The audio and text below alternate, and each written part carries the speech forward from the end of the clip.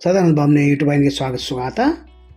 ಆತ್ಮಹತ್ಯೆ ಮಾಡ್ಕೊಳ್ಳೋರಿಗೆ ಒಂದು ಅತ್ಯಂತ ಧೈರ್ಯದ ಮಾತು ಏನಂತಂದರೆ, ಧೈರ್ಯವೇ ಸರ್ವಶ್ರೇಷ್ಠ.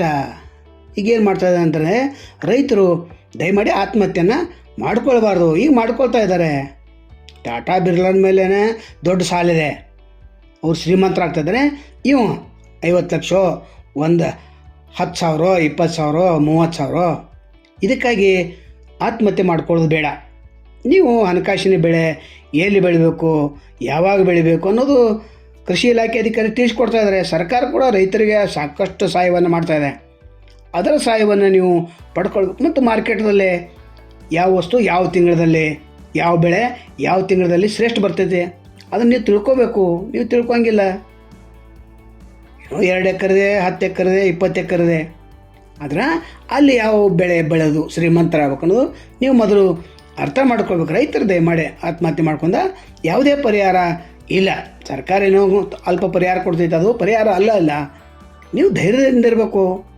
ರೈತರೇ ನಮ್ಮ ದೇಶದ ಬೆನ್ನೆಲುಬು. ರೈತರ ಸಲುವಾಗಿ ಸಾಕಷ್ಟು ಯೋಜನೆಗಳಿವೆ.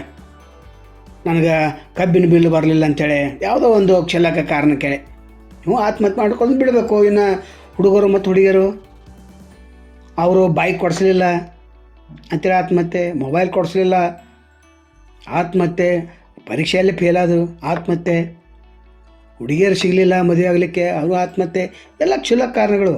ನಿಮ್ಮ ದೇಹ ಕೋಟ್ಯಾಂತರ ಬೆಲೆ ಬಾಳೋದನ್ನು ನೀವು ಅರ್ಥ ಮಾಡ್ಕೊಂಡಿಲ್ಲ. ಅವರಿಗಾಗಿ ಒಂದು ಚಿಕ್ಕ ಕತೆ ಹೇಳೋದಂತಂದರೆ, ಒಂದು ಊರಿನಲ್ಲಿ ಒಬ್ಬ ಹಿರಿಯರಿದ್ದರು. ಅವರು ವಾಕಿಂಗ್ ಹೋಗಿದ್ದರು. ಆವಾಗ ಅಲ್ಲಿ ಒಬ್ಬ ಯುವಕ ಹುಡ್ಕೋತ ಬಂದು ನದಿ ಜಿಗಿರ್ತಾನೆ, ಅಂದರೆ ಆತ್ಮಹತ್ಯೆ ಮಾಡ್ಕೊಂಡಿರ್ತಾನೆ. ಆವಾಗ ಆ ಹಿರಿಯರು ತಡಿತಾರೆ, ಅನುಭವಿಗಳು ಇರ್ತಾರೆ ಅವರು. ಆ ಹಿರಿಯರು, ಯಾಕೆ ನೀನು ನದಿ ಜಿಗಿತಾ ಇದ್ದಿ, ಆತ್ಮಹತ್ಯೆ ಯಾಕೆ ಮಾಡ್ಕೋತಾ ಇದ್ದಿ ಅಂತಾಗ ಯುವಕ ನನಗೆ ಬ್ಯಾಂಕ್ ಸಾಲ ಕೊಡ್ತಾಯಿಲ್ಲ, ನಾವು ಉದ್ಯೋಗ ಮಾಡಬೇಕಾಗೈತೆ, ನನಗೆ ಬ್ಯಾಂಕ್ ಸಾಲನೂ ಯಾರು ಕೊಡ್ತಾಯಿಲ್ಲ ಅಂತ ಒಂದು ಕತೆ ಅದ. ನಾವು ದೊಡ್ಡ ಉದ್ಯೋಗಪತಿ ಆಗ್ಬೇಕಂತ ಇವನು ಕನಸು, ಆದರೆ ಬ್ಯಾಂಕ್ದವರು ಸಾಲ ಕೊಡ್ತಿಲ್ಲ ಅಂತ ಆ ಹಿರಿಯ ಹೇಳ್ತಾರೆ. ಆವಾಗ ನಿನ್ನ ಕೊಡ್ಸೋಣ ಬಾ, ಎಷ್ಟು ಕೋಟಿ ಬೇಕು ಅಷ್ಟು ಕೊಡ್ಸೋಣ ಕೂಡಲೇ ಇವನಿಗೆ ಆಶ್ಚರ್ಯ ಆಗ್ತೈತಿ. ಯುವಕನಿಗೆ ಆ ಹಿರಿಯನ ಬೆನ್ನ ಹಿಂದೆ ಬರ್ತಾನೆ. ಆವಾಗ ಅಗರ್ಭ ಒಬ್ಬ ಶ್ರೀಮಂತ ಇರ್ತಾನೆ, 100 ಕೋಟಿ ಅವನು ಆಸ್ತಿ ಇರ್ತೈತಿ, ಅಲ್ಲಿ ಕರ್ಕೊಂಡು ಬರ್ತಾನೆ. ಆವಾಗ ಆ ಹಿರಿಯ ಆ ಕೋಟ್ಯಾಧೀಶನ ಮುಂದೆ ಹೇಳ್ತಾನೆ ಯುವಕನಿಗೆ, ನಿಂದೊಂದು ಕಿಡ್ನಿ ಕೊಡಪ್ಪ, ಇವರ ಮಗನಿಗೆ ಕಿಡ್ನಿ ಫೇಲ್ಯೂರ್ ಆಗಿದೆ, ಕೊಡು, ನಿನಗೆ 1 ಕೋಟಿ ರೂಪಾಯಿ ಕೊಡ್ತೇನೆ ಅಂತ ಹೇಳ್ತಾನೆ. ಆ ಯುವಕನಿಗೆ ಆಶ್ಚರ್ಯ ಆಗ್ತೈತಿ. ಇಲ್ಲಪ್ಪ ನಂದೇ ಕಿಡ್ನಿ ಕೊಡಲಿ ಅಂತ. ಅವಾಗ ಇನ್ನೊಂದು ಆ ಹಿರಿಯ ಹೇಳ್ತಾನೆ, ಈ ಶ್ರೀಮಂತ ಇನ್ನೊಬ್ಬ ಮಗಳಿದ್ದಾಳೆ, ಆಕೆ ಕಣ್ಣಿಲ್ಲ, ಸುಂದರಿದಾಗ ಕಣ್ಣಿಲ್ಲ, ನಿಂದೊಂದು ಕಣ್ಣು ಕೊಡು, 2 ಕೋಟಿ ಕೊಡ್ತಾರೆ, ಆ 2 ಕೋಟಿಯಿಂದ ನೀವು ಬಿಸ್ನೆಸ್ ಮಾಡ್ಬೋದು. ನಾ ಯಾಕೆ ಕಣ್ಣು ಕೊಡಲಿ, ನನಗೇನಾಗೈತಿ ಹಂಗಾದ್ರೆ ಮತ್ತೆ ಆತ್ಮಹತ್ಯೆ ಪುಕ್ಕಟನ ಮಾಡ್ಕೊತಿದ್ದಿಲ್ಲೋ. ಈ 1 ಕೋಟಿ ತಗೋ, 1 ಕಿಡ್ನಿಂದ ಬದುಕ್ಬೋದು ನೀ.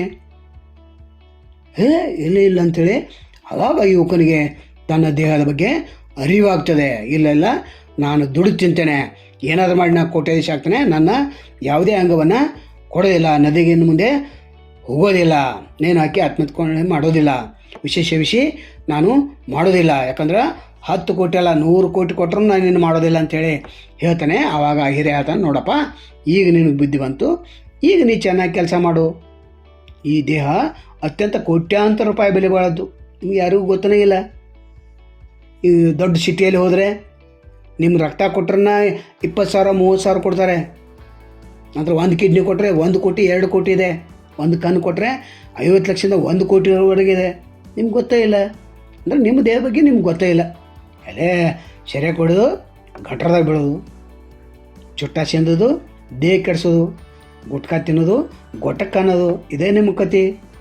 ಮತ್ತು ಅವ್ರು ಸಹಾಯ ಮಾಡಲಿಲ್ಲ, ಇವ್ರು ಸಹಾಯ ಮಾಡಲಿಲ್ಲ, ಹಂಗಾತು ಹಿಂಗಾತು, ಫೇಲಾತು, ಬೈಕ್ ಇಲ್ಲ, ಮೊಬೈಲ್ ಇಲ್ಲ, ಹುಡುಗಿ ಸಿಗಲಿಲ್ಲ, ಇವೆಲ್ಲ ಕ್ಷುಲ್ಲಕ ಕಾರಣಗಳು. ಆತ್ಮಹತ್ಯೆ ಮಹಾಪಾಪನು ನಿಮಗೆ ಗೊತ್ತಾಗಬೇಕು. ಧೈರ್ಯವೇ ಸರ್ವಶ್ರೇಷ್ಠ. ಧೈರ್ಯದಿಂದ ರೈತರು ಇರ್ಬೇಕು ಮತ್ತು ಯುವಕರಿಗೆ ಯುವತಿಯರು ಇರ್ಬೇಕು. ಮತ್ತು ಯಾರು ಸಾಲ ಮಾಡಿರ್ತಾರೆ ಅವರು ಆತ್ಮಹತ್ಯೆ ಮಾಡ್ಕೋದು ಮಹಾಪಾಪ.